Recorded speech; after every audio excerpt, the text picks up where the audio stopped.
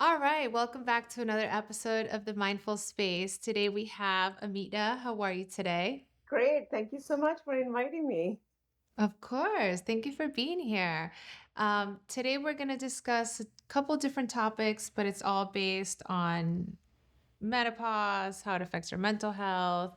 I know you have an app for it. So why don't we start by introducing you for those who might not know you? What do you do? How did you get into this mental health field? Yeah, so I am a co-founder of Nourish Doc, holistic wellness platform for mid-age women navigating perimenopause and beyond. So my story is millions of women out there. A lot of women don't understand what perimenopause is.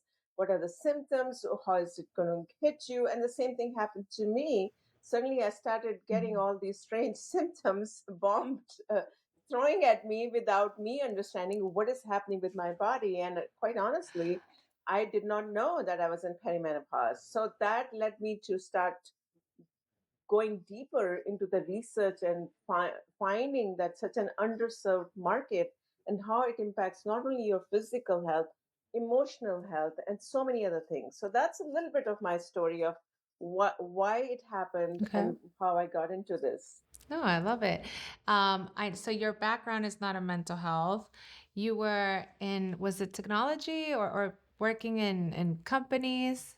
Yes, so I'm not a medical doctor or a mental health practitioner. It's a big disclaimer. Working in technology, tech, corporate world, high tech, working in some of these really big companies here, and I felt that the resources nobody was talking about this menopause, perimenopause for women over 40 at that time. This is just Yeah. few years back, and so that's my background, and I felt very embarrassed to go talk to anyone because I felt that people are going to judge me, that something is going wrong with me. And I think this is I looked at the data, and that's true. Even millions of women feel that they cannot go and talk to anyone at work, and a lot of them think of No. quitting, actually quite a few of them. So you're at the prime of your career, you worked so hard, and you are at a C level or some kind of a manager level, and suddenly this happens like it happened to me, and you feel like, oh, what am I supposed to do? You feel so helpless. And that's what led me to start something that I wanted to help these women navigate this journey. No, and I love that because it does have a lot to do with how you feel. It's stigmatized horribly, especially in the workforce, right? It's definitely misunderstood. In your opinion, how does menopause or perimenopause affect mental health and your relationships? Huge, right? So first of all, we need to understand what's happening to women in perimenopause. The hormones that we have, all of us, they go out of balance or they start going down, actually. So the fact that these two female sex hormones start going down and fluctuating, and that they impact another hormone, what we call it serotonin, which a lot of us understand, and that starts impacting our brain over there, and that controls our mood swings, how we behave, our emotional health. So this is all interrelated. It's not just the physical being or the fact that the menstrual health is being impacted, but also impacts our emotional and mental health. Now you can imagine there are over Hmm. 35 symptoms that are associated with perimenopause, and that can go up to 7 to 14 years. So now women are going to Wow. go through, yes, it's huge impact. So physically, suddenly, all these things are happening. You can be bombarded with any of the symptoms, not necessarily you're going to get all 35 of them. That would be like, oh my God, torture. But That's a lot. it's a lot, right? So even if you get whatever, this whole brain connection that I talked about is going to impact your emotional health and your mental well-being. Yeah, it definitely does have a big effect. You know, and it could be for the better or for worse. For you, in your case, it's what inspired you to address this. So you made the best out of it. I did. And, I started looking at the data. 50% of the women during this phase go through depression. And the higher suicide thoughts come to the women between 45 and 54. So if you start looking at the data, it's quite alarming, the mental health part of it. Yeah. In addition to what I talked about, the hormone imbalance or the hormone fluctuation that start happening with the irregular menstrual health during this time. What is the regular age when women may start to present symptoms? So, while the average age of menopause is 51, 52 for Caucasian women, now the other strange thing that happens is based on your ethnic background, the age of when you reach menopause and perimenopause can be different. So, typically, the age is 40, an Mm. average age, but in some of the ethnic groups, it actually has a pretty data that it can start in mid or late 30s, and that can impact fertility. Oh, wow. Yes, because now most of the women are working and have getting married late, or having kids at a later point because they wanted to focus on their careers and the work. And suddenly, if in your mid 30s and you're ready to maybe start a family, and so if, god forbid, the data talks about in some of the ethnic groups, 10% of the women can start entering perimenopause or menopause during that age group. Oh, that's a lot. Yes, and Yeah, it's and you don't think about it because you hear menopause and you're thinking, oh, it's when I get old. And then all of a sudden you're 38. You're like, wait, maybe I can't have babies anymore. so that's why awareness of this is so important, not only necessarily with women over 40, but mid 30s, because, because of the stress levels that we have, because of all the toxins, that can get accumulated in our body, the kind of lifestyle, the kind Mm. of food, we don't, so all those things can impact earlier menopause or earlier perimenopause, I should say that. Hmm. I know you speak a lot about holistic approach, right? How does the holistic perspective influence or how does it contribute to the emotional well-being? It can be huge. So the holistic approach is talking about taking care of not only your physical body, but also taking care of your totality, your emotional health, your spirituality, your social, all those things, right? So if we try to lead a balanced life, or from all angles, the holistic angle, if we and then we also create harmony in not only physical but spirituality and mental health, you can navigate this journey. I mean, I have navigated this journey with success, and I'm a prime example by embracing a holistic lifestyle. So it's really so I can give you some examples of what a holistic lifestyle could be. For Hmm. instance, nutrition is fundamental. We know food as medicine. So things like making sure your food and nutrition is you're taking the right nutrients inside your body to make sure you're keeping a holistic lifestyle. Your relationships, for instance, as an example, relationships around you during this phase, you probably have teenager kids, majority of the women, I should say, that in mid 40s, they are aging parents, and there's a stress at work, and then all these Hmm. perimenopause. The body image could go, like you maybe start putting on weight. So there are so many stress, and as you're aging, the society can label you in a certain way. So how do you bring Yes. it in balance is what I'm saying. So this is all holistic, and so much you're most stressed during this phase of life. So, holistic meaning keeping time for Yeah. yourself. How do you keep time for yourself? How do you reduce the stress? How do you balance all these stressors that are around you, like like all the stresses around you? So, this is an art that women have to learn, unfortunately, to make sure they're okay as they start aging. I talked about Yeah. nutrition, talked about Accept and exercise. embrace. Yes, absolutely. I know, well, we spoke about the relationships being a little challenged going through this. How does your app support someone that is dealing with these issues during their, postmenopausal stage or pre or during?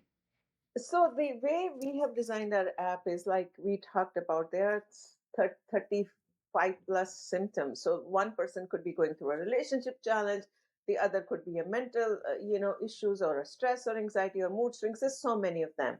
So the first step is we like to understand what the a woman is going through.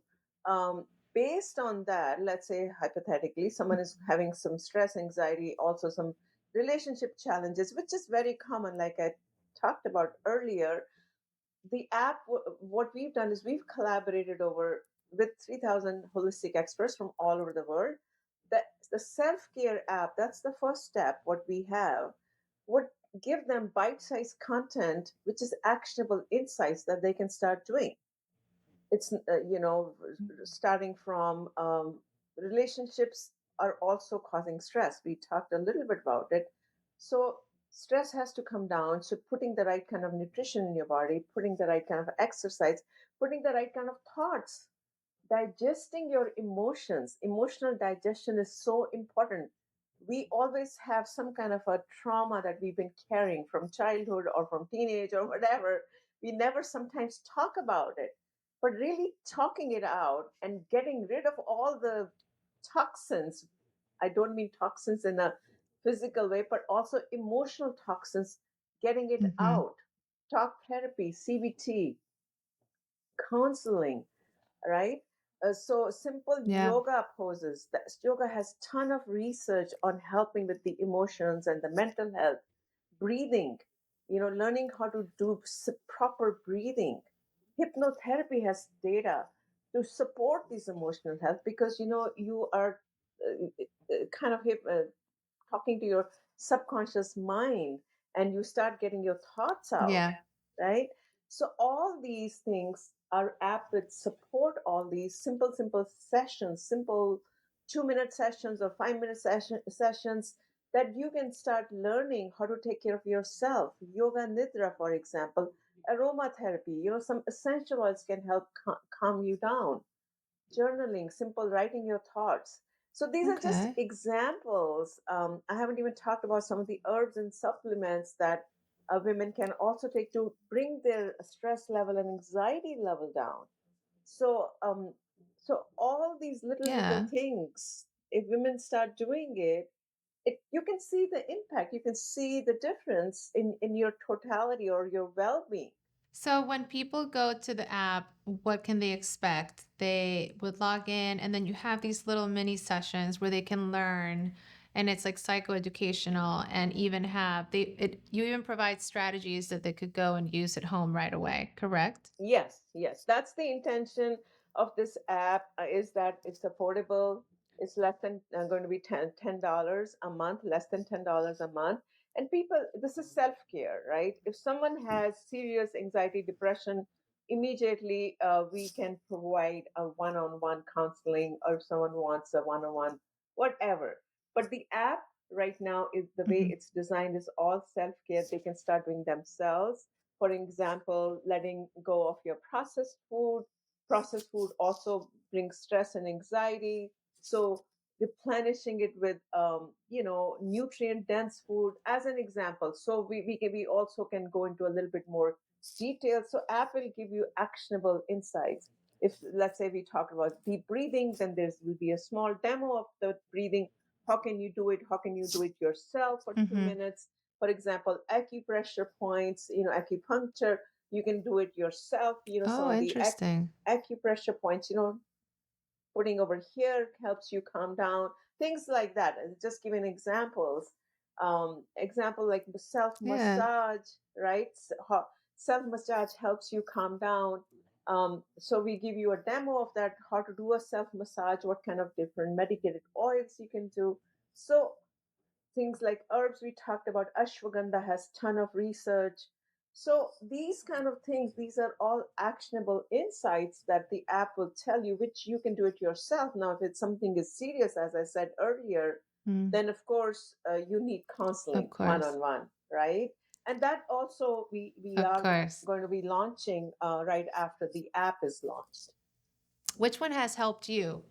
What kind of strategy helped you while you were going through it?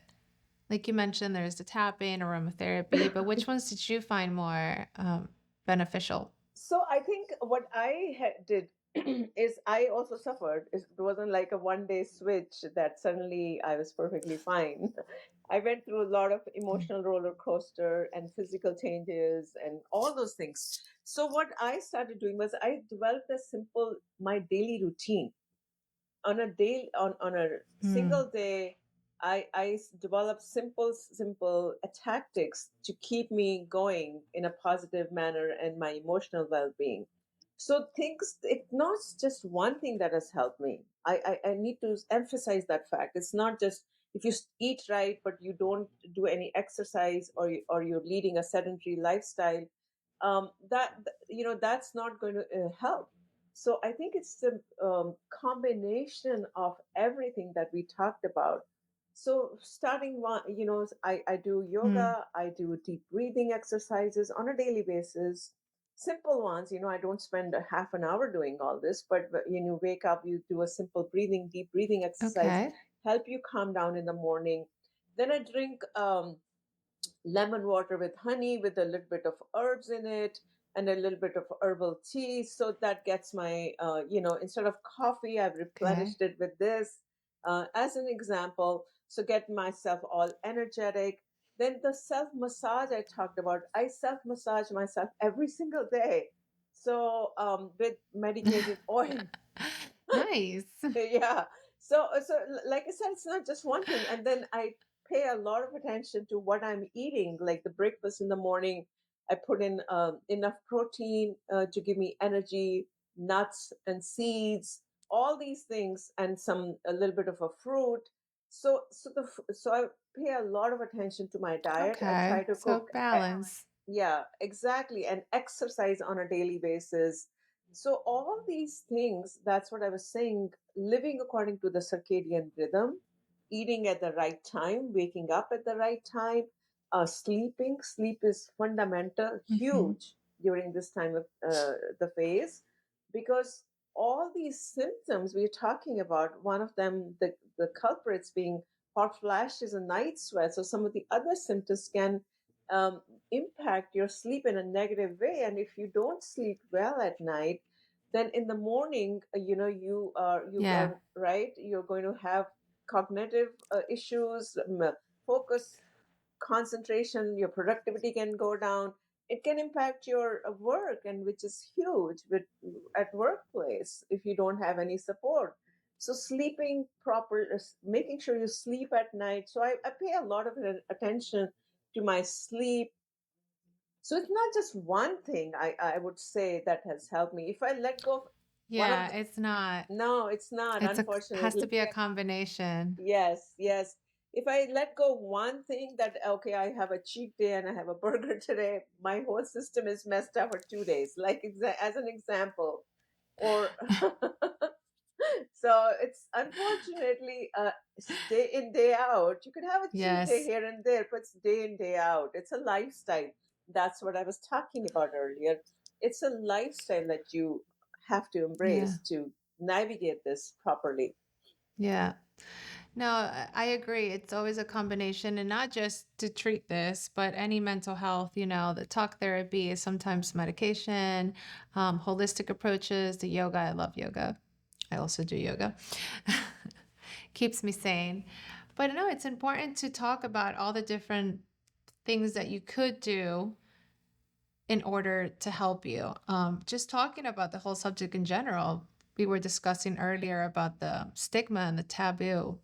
How do you believe that affects this conversation? How do you think it affects globally the fact that it is tabooed? So it should not be a taboo. This is a natural phase of every woman's life, right? But even women, we don't feel comfortable talking about it. When we are pregnant, we go and announce to the world, oh my God, the baby shower and the Mm. pregnancy and all that. Unfortunately, this phase of our Yeah. life is not with any of the celebration. Not that I'm suggesting that we should celebrate the menopause party or anything like that, but the fact is, we need to embrace, and it happens to us because we feel that we are aging as women. We feel that we are not as attractive, and that's something that the Yeah. society kind of puts a body image, right, towards women. So I think, you know Yeah. talking about it openly, taking care of ourselves, is very fundamental. And it more has to start happening at where women are congregating, for instance, at workplace. At workplace, if the workplace starts Mm. giving some kind of support in wellness during this phase of life, that gives validation to the fact that yes, I am being supported, I'm being heard. And the fact that in United States, 99% of women feel they're not being supported at work, including me. I was one of them. And that makes it difficult because you feel that you're not being accepted in the mainstream society. Mhm. So these kind of things, the Yeah. discussions need to start happening in every place.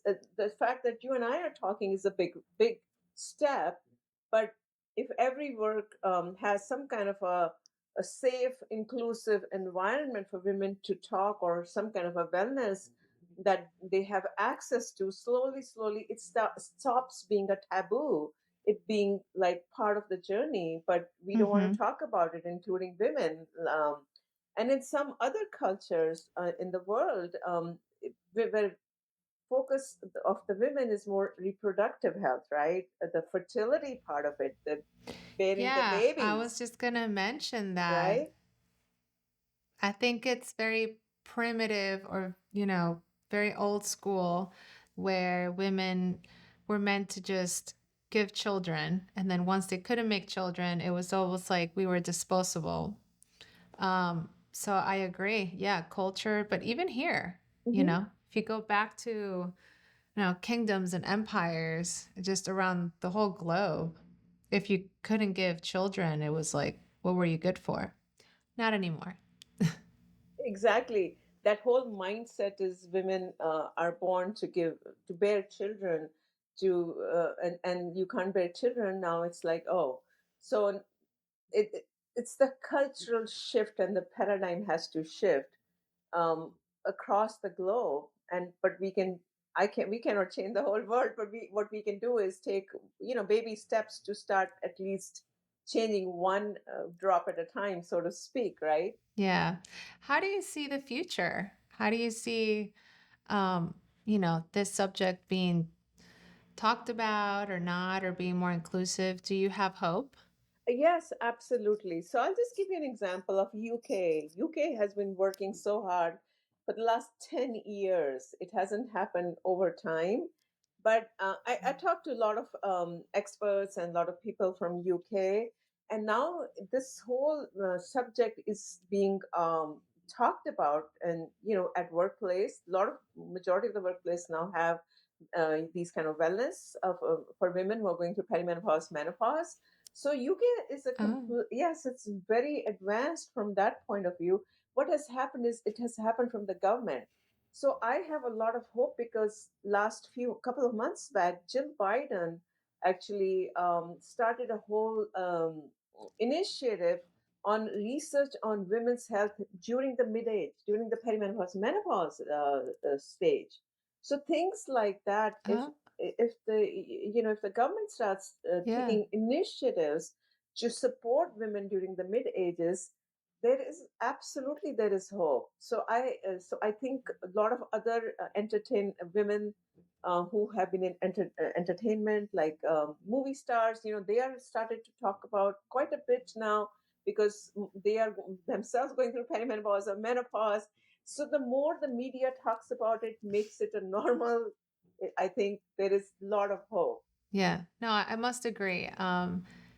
it just takes one person to notice or the government to notice and start doing some more initiatives. And like you said, just openly discussing and talking about it because a lot of people don't even think of, especially it's like women's health only. So I know men are definitely not even thinking about this.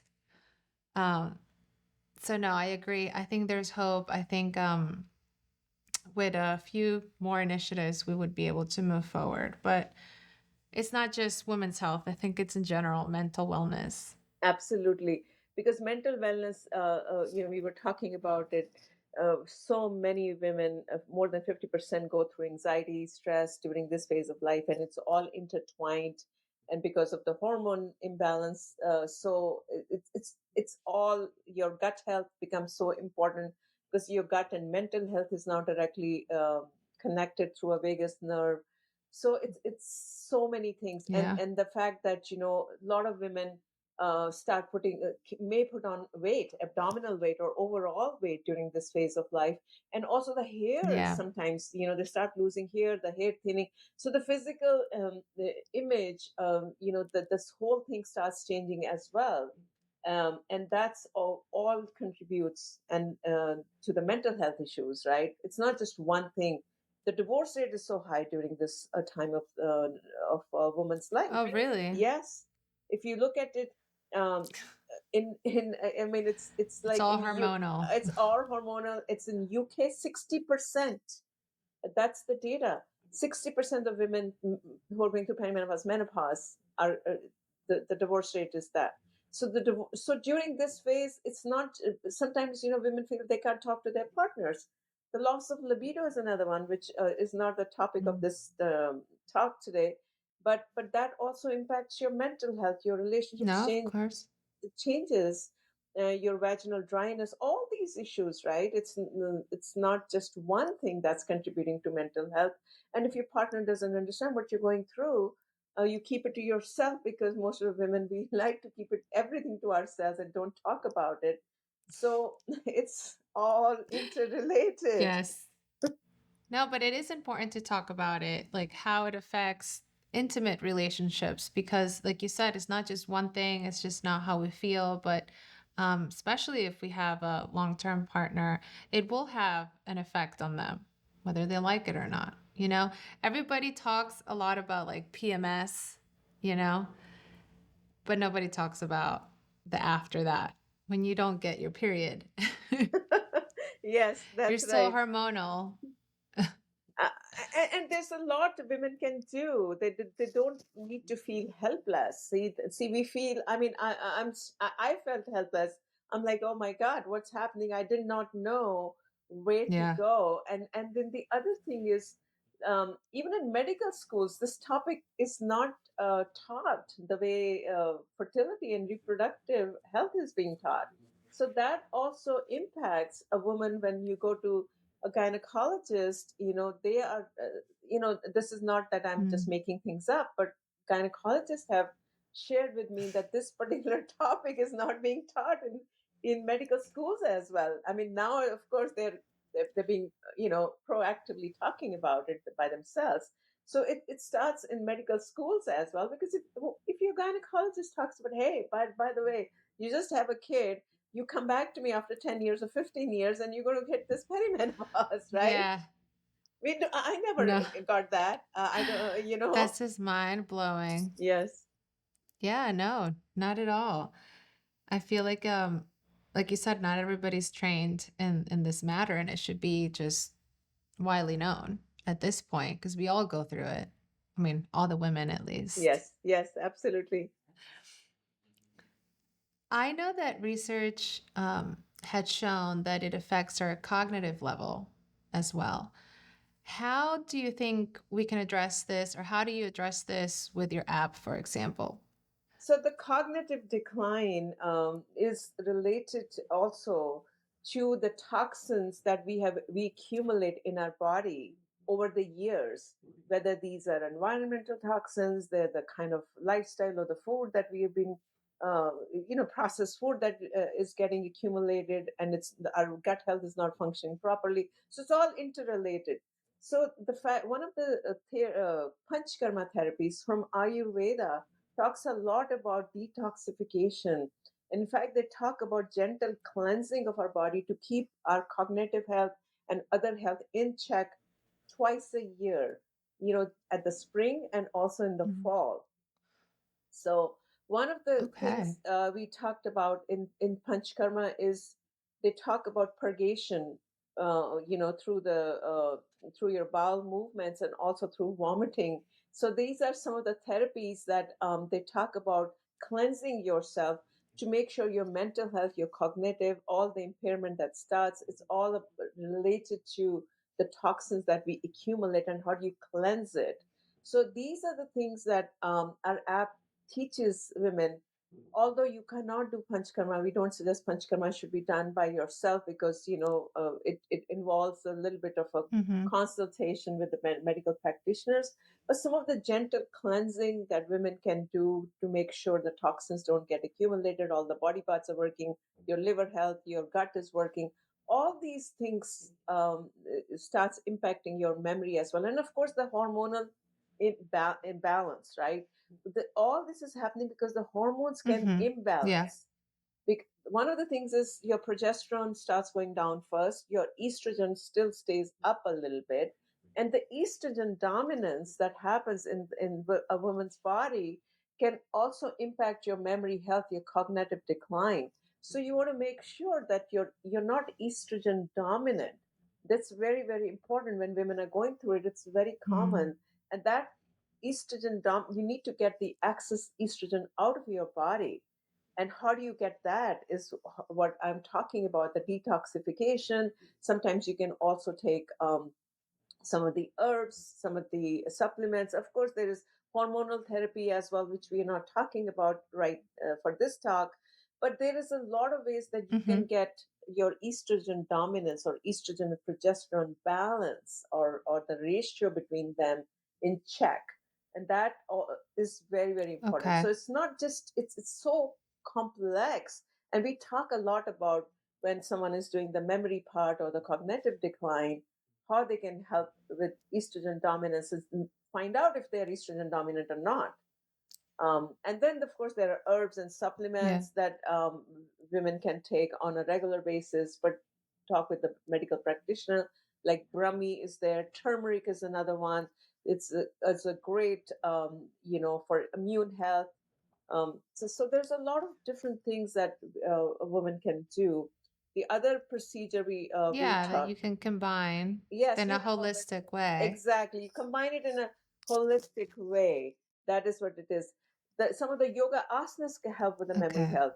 Any yoga asana that puts the blood flow to your head can help you. Downward dogs or all the other asanas or postures. After discussing all of this mental health, holistic ways, keeping a balance, relationships, how it affects, what would be your advice for our listeners that are maybe seeking to navigate these aspects in their own lives, or they're trying to support a friend or a family relative? Well, the first step is self care, self worth, right? We always don't look yourself down. um, Seek help, talk about it, don't hold it to yourself, thinking that you're a superwoman. Most of the women, we think that supermom, superwoman, women. So Hmm. I think we need to acknowledge the fact that we, for once, might need help. We are not supermom anymore. So I think opening about it, like talking about it, being open about it, and sharing with your loved ones, whether it's your partner or your kids or whoever it is, even at Hmm. workplace. Maybe it's not so open right now to talk about it, but seek some help. That would be my advice, and be open about it, and try to eh, you know im- proactively take care of yourself, and just embrace the fact that this is going to happen. Don't You can't fight it. This is a phase of life that's going Yeah, to happen. it's And we 100% going to happen. You Yes, just don't know when. exactly. And we have this, oh my god, all the constant thing of I still look young, and all that body image, the physical part. I think we just have to embrace it who Mhm. we are and be comfortable in our physical armor, whatever that armor is, and mental and emotional armor. Be comfortable with who you are and evolve yourself, during this phase. You're still beautiful. Don't think that you're not. Yeah. But that's the problem. Sometimes we women have associate the physical attributes to how everyone else is perceiving, and we don't Mhm. seek help. We're going on these crazy diets, and don't diet. Oh my God, please don't diet. Eat properly. So these are some of the things I, Healthy diets. yes, absolutely. Eating properly, healthy diet, and don't starve yourself during this phase. So guess what? Something else will come out and you won't even know what happens. Yeah. No, I completely agree with you. Seek professional help. Sometimes we could be our own self critics. So it's very important to keep in mind that, the things we say to ourselves, I know it's hard to always be positive, but try to make it as positive as you can. Be part of a support group, right? Support groups are great during this Yeah, phase. community, Yes. community, family, friends. Hmm. Yeah, just know that you're not alone. I love what you're doing with the app. You're bringing out knowledge, holistic knowledge, which I think is very important. But again, if you need to seek a professional too for one-on-one counseling or therapy, that's completely acceptable as well. There's nothing wrong with that. Absolutely no, there's no stigma attached. In some of the cultures, there's a stigma attached if you seek help, mental therapy, right? Mental therapy is a huge stigma in some of the Hmm. cultures. And you think, oh my God, Yeah. something has gone wrong. But it's not a stigma, you can be safe, in a safe space where you can seek this help. And that's what we are trying to do, is some of these topics that women don't feel comfortable talking about is, for instance, mental health, if they're going through some kind of a strain, all the things we talked about, or even sexual health. we Yeah, yeah, pro- yeah, yeah. we provide a safe space for Yeah, women that's to another talk. big one. Yeah, it's huge. Sexual health, your mental health, all these things are Yeah. unfortunately correlated. They are. And sometimes we look at them separately, but then that's the problem. They all correlate, they all have something to do with each other. So if we ignore one, then something else is going to be affected, right? Yes. Well, I love today's conversation. I want to thank you again for coming, talking about it, telling us about your personal journey, and also introducing this app, which I mean, it sounds amazing. I definitely want to go check it out. Yes, we are launching it in a month's time, so I will definitely keep everyone posted. Okay. But thank you so much for inviting me, initiating this discussion. More we talk about it, more people hear about it, then people feel comfortable talking about it, and that's what we are really trying to do, is give this Yeah. holistic help. Oh, I love it. Honestly, by the time we air the episode, it's probably going to be out. So please go check it out, guys. Again, worst case scenario, you learn something new, right? Absolutely. Thank you so much. Thank you so much for inviting me today. Oh, thank you. For everyone watching or listening, let us know your thoughts. Let us know if you've gone through something like this. Leave us a comment, and don't forget to subscribe to our channel to stay up to date on mental health topics. I'll see you guys next week. Thank you.